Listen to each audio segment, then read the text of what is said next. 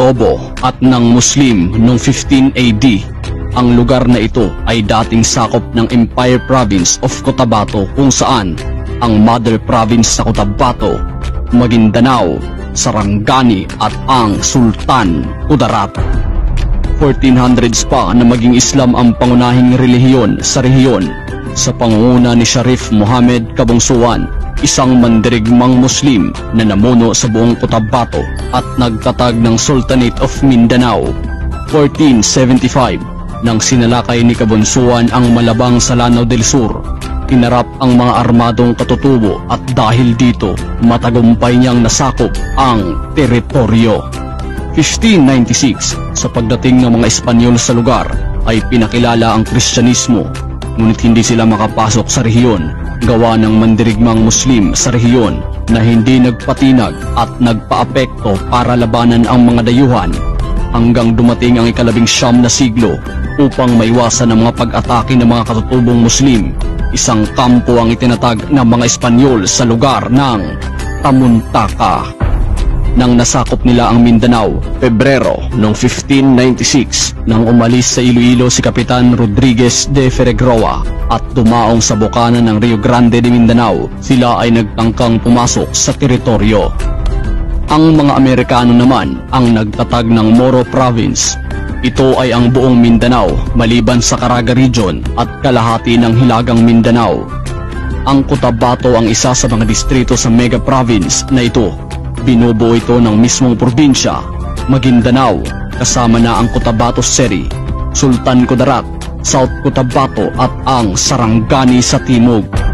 Samantala, noong September 1, 1914, naging opisyal na probinsya ang distrito. Ito ang naging pinakamalaking probinsya ng bansa throughout the first half of 20th century.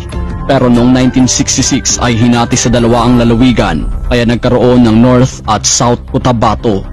1970s, isa din ang Cotabato sa ilang mga major conflicts nang magpalakas sa Moro Liberation Movement.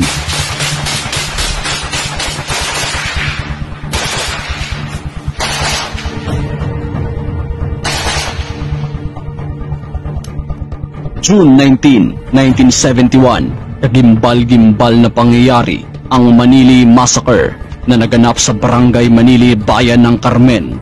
Halos 70 ang namatay, kabilang na ang mga bata, babae, lalaki at matatandang Muslim. Ito ay pinatay umano ng mga grupo na tinatawag na Ilaga. November 22, 1973, nang hiniwalay naman ang probinsya ng Maguindanao at Sultan Kudarat. Nagdaan ang 11 taon. March 7, 1984, nang ginawa na lang ulit Cotabato ang opisyal na pangalan ng probinsya.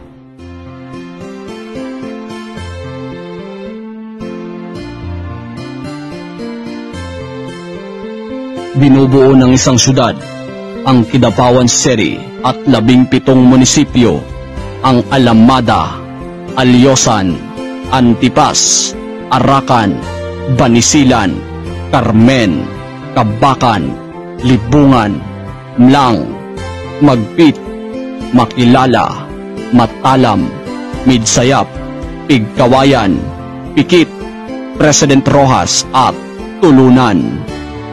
Ang natitirang mga katutubong tribo sa Cotabato ay ang mga Manobo, Bagobo, Maguindanaon, Iranon, Ilianin, Tagabawa at Tibuli.